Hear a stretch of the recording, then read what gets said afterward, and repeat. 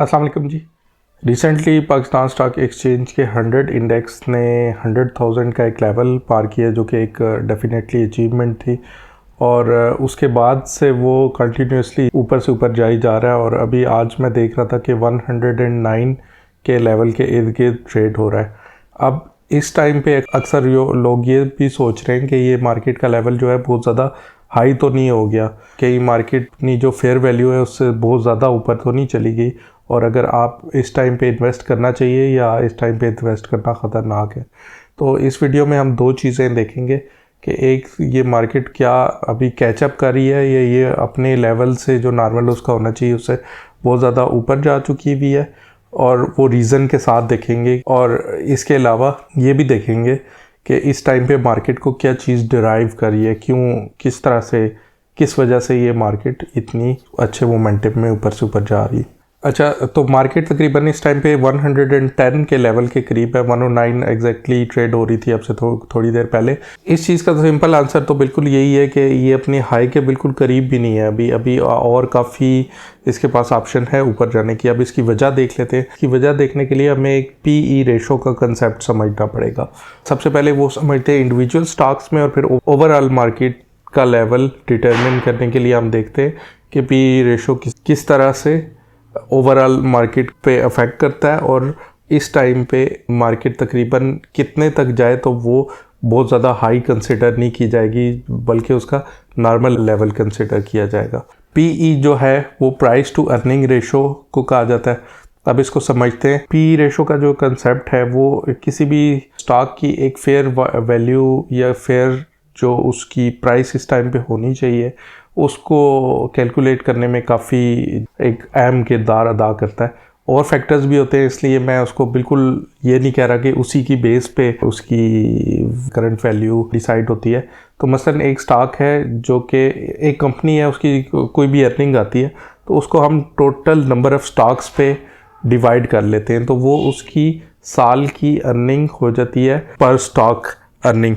अब एक ऐसा स्टॉक जो कि पूरे साल में पर शेयर यानी कि अर्निंग को उसके नंबर ऑफ़ शेयर पे डिवाइड कर लिया, उसके टोटल में 1 मिलियन शेयर्स हैं तो 1 मिलियन पे डिवाइड कर लिया अगर, तो पर शेयर अगर उसकी अर्निंग 10 रुपीज़ आ रही है और उसकी प्राइस करेंटली 40 रुपीज़ है, तो इसका मतलब है उस स्टॉक की PE ratio, price to earning ratio 4 होगी, क्योंकि 40 उसकी प्राइस है और वो 10 रुपीज़ अर्न करके दे रहा है कंपनी को एक साल के अंदर।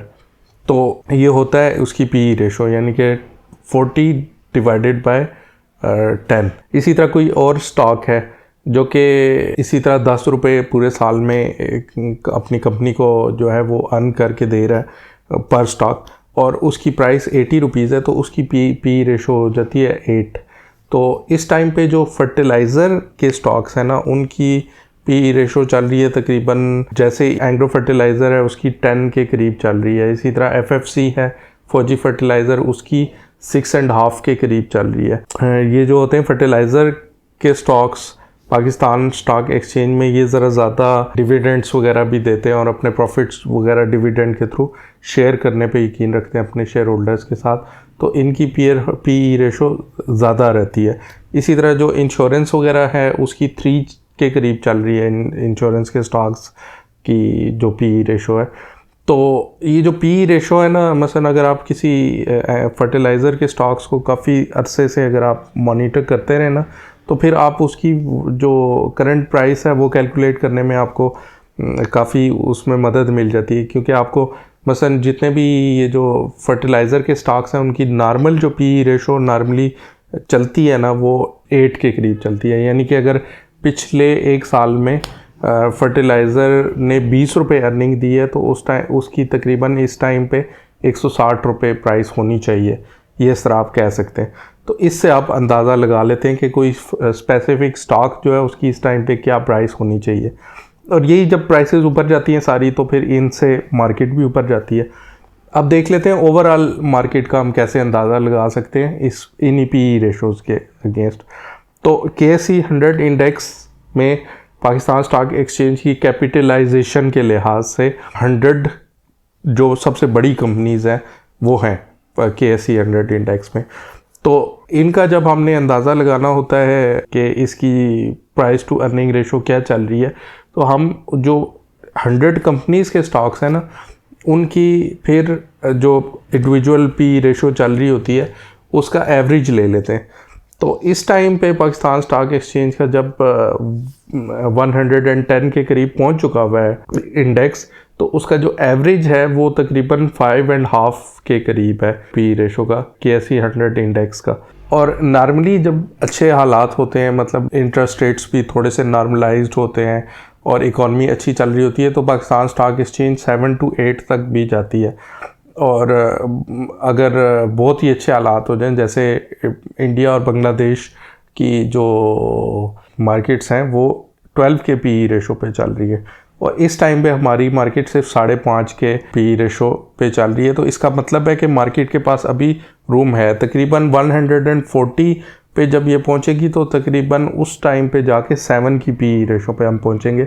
अभी 110 पे 5.5 की पी रेशो पे हम चल रहे हैं। और इवन अगर अर्निंग्स और ज़्यादा बढ़ गई कंपनीज़ की, फिर ये 140 पे फिर हम 7 से भी थोड़े से नीचे आ जाएंगे दोबारा से, वो उसको फिर मार्केट को एडजस्ट करना पड़ेगा। इस लिहाज से जो हमारी मार्केट है, आपको थोड़ा बहुत समझ आ गया होगा कि इस टाइम पे अपने बिल्कुल उस टॉप लेवल पे नहीं है, बल्कि जो इंटरेस्ट रेट्स बहुत ज़्यादा हाई थे और अब आहिस्ता आहिस्ता कम होते जा रहे हैं। और तकरीबन जो ऑफिशियल नवंबर में जो मॉनेटरी पॉलिसी कमेटी का जो डिसीजन था उसके मुताबिक 15% थे, लेकिन लॉन्ग टर्म में जो सेकेंडरी मार्केट में जो कि बैंक्स वगैरह ने देने होते हैं वो तकरीबन 13% पे ऑलरेडी पहुंच चुके हैं। तो उसकी वजह से काफ़ी ज़्यादा पैसा फिर स्टॉक एक्सचेंज में भी डाइवर्ट होता है।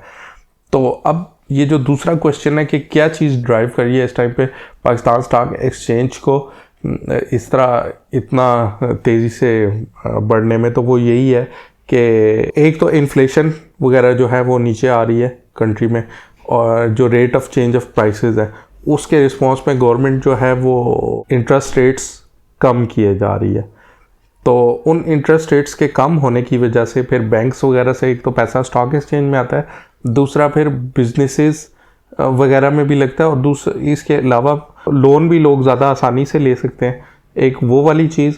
और दूसरा जब बिजनेसेस में पैसा लगता है उससे भी लोगों को प्रॉफिट होता है, तो एक इकोनॉमिक एक्टिविटी जनरेट होती है ओवरऑल।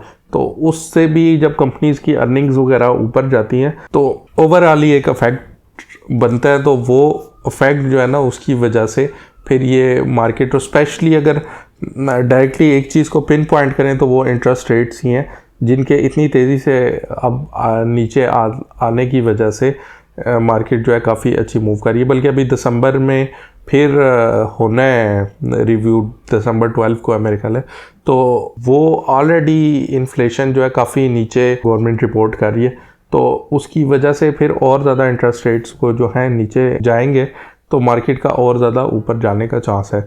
तो इस तरह से अगर कोई ये सोच रहा है कि मार्केट इस टाइप पे बहुत ज़्यादा हाई है, तो उसको ये नहीं सोचना चाहिए। ये मतलब अभी 130 तक तो बड़े आराम से जा सकती है, फिर 40-50 पे भी जा सकती है। हाँ, ये नहीं होगा कि बिल्कुल जैसे चढ़ती जा रही है मार्केट चढ़ती जाएगी, वो आहिस्ता आहिस्ता करेक्शंस भी करनी होती हैं। वो करेक्शंस बड़ी ज़रूरी होती हैं, वरना वो ख़तरनाक हो जाता है। जितनी तेज़ी से ऊपर जाती है ना, फिर इतनी तेज़ी से नीचे भी आ सकती है। तो ये हो सकता है कि आपका 110 पे थोड़ा करेक्शन करके नीचे आए 108 पे, फिर आहिस्ता आहिस्ता थोड़ी ऊपर जाए, तो थोड़ा ऊपर नीचे चलता रहेगा। हाँ, शर्त ये है कि पॉलिटिकल सिचुएशन भी इसी तरह से बेहतर रहे। अगर पॉलिटिकल सिचुएशन थोड़ी सी मुल्क की दोबारा से आगे पीछे होती है तो फिर थोड़ा सा मसला आ सकता है। ओवरऑल इकोनॉमिकली जो है इस टाइम पे कोई मार्केट में मसला नहीं नज़र आ रहा, और ओवरऑल इसके पास काफ़ी चांस है, बल्कि इसको चांस मिलना चाहिए कि वो आहिस्ता आहिस्ता अपने नॉर्मल जो पी रेशो है ना, जो 7 और 8 का, उस पर नॉर्मलाइज़ करे। और वो उस पर अगर नॉर्मलाइज़ करने की कोशिश करेगी तो फिर वो वही है 140 से 160 के लेवल के दरमियान, उसको तो बड़े आराम से आ जाना चाहिए। अच्छा, इसमें सबसे आखिर में अगर कोई इन्वेस्ट करना चाह रहा है तो उसकी क्या स्ट्रेटजी होनी चाहिए? ज़ाहिर है अब मार्केट है तो काफ़ी, मतलब पहले के लिहाज से तो काफ़ी ऊपर आ चुकी भी है। तो अगर कोई ये सोच रहा है कि मैंने अचानक कर दिया और कोई हालात पॉलिटिकली ख़राब हो जाते हैं, तो नीचे चला जाता है तो कुछ नुकसान ना हो जाए, तो वो ये कर सकते हैं कि अगर ज़्यादा इन्वेस्टमेंट करनी है तो फिर वो चंक्स में आप कर सकते हैं कि कुछ एक अभी एक मसलन एंग्रो फर्टिलाइज़र है या फौजी फर्टिलाइज़र है, उसके कुछ स्टॉक्स आप ले लें, फिर उसके बाद कुछ 1-2-3 महीने रुक जाएं, फिर कुछ स्टॉक्स दोबारा ले लें, तो वो एक तो आपको पता चलता जा रहेगा कि उसकी डायरेक्शन क्या है, ऊपर की तरफ जा रही है या नीचे की तरफ, और दूसरा वो प्राइसेस भी एवरेज आउट होती जाएंगी। और फिर इसमें सबसे आखिर में कि स्टॉक एक्सचेंज में जो भी इन्वेस्टमेंट करनी चाहिए वो 4 से 5 साल तो मिनिमम जहन में रख के करना चाहिए कि ऐसा पैसा जो कि 4-5 साल आपको ज़रूरत ना हो, क्योंकि वैसे तो होने को तो वो अगले साल ही डबल हो सकता है, लेकिन ये भी हो सकता है कि वो अगले साल आधा हो जाए और आधा होने के बाद फिर अगले 5-6 साल तक डबल हो ही ना सके, यानी कि अपनी वापस अपनी प्राइस पे भी ना आ सके।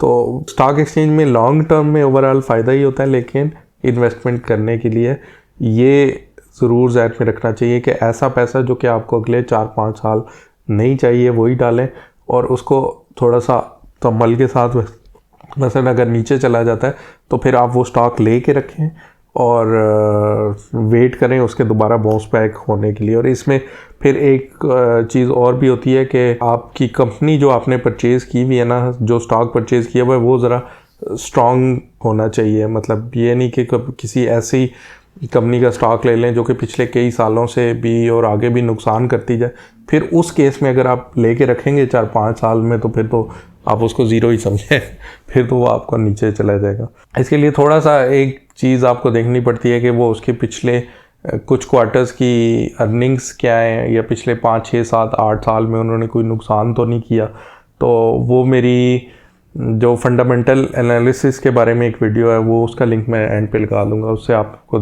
पता चल सकता है। फिर एक और डिविडेंड इन्वेस्टमेंट स्ट्रैटेजी पे मैंने एक वीडियो बनाई थी, profitable strategy even if stock exchange is going down, तो डिविडेंड बेस्ड, उसकी एक वीडियो है, वो भी मैं एंड पे लगा दूंगा, बल्कि आप नीचे डिस्क्रिप्शन में भी देख सकते हैं। उसमें मुख्तलिफ वेबसाइट्स हैं, जाके आप देख सकते हैं कि किसी भी स्टॉक की जो अर्निंग्स है ना पिछले साल की या पिछले कुछ क्वार्टर्स की, वो या पिछले कुछ सालों की, वो उसका ट्रेंड क्या आ रहा है। तो इन्वेस्टमेंट उन्हीं में करनी चाहिए जिसका पॉजिटिव ट्रेंड हो ओवरऑल।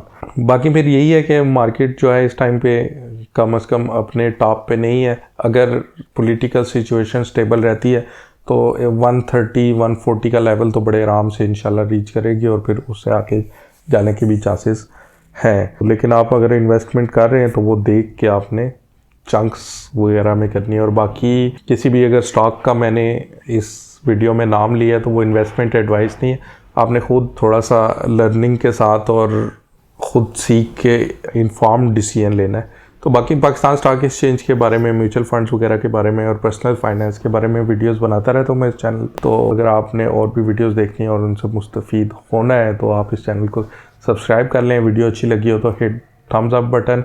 आपके कोई सवाल हों किसी भी एस्पेक्ट के बारे में, जितनी भी बातें बोली हैं उस पर कुछ फर्दर आप इंफॉर्मेशन चाहिए हो, वो आप नीचे कमेंट्स में पूछ लें, तो मैं अक्सर उनका या तो उधर ही जवाब दे देता हूँ या फिर थोड़ा सा डिटेल्ड जवाब देना हो तो उसकी वीडियोस भी बना देता हूँ। मिलते हैं अगली वीडियो में इंशाल्लाह। अल्लाह हाफ़िज़।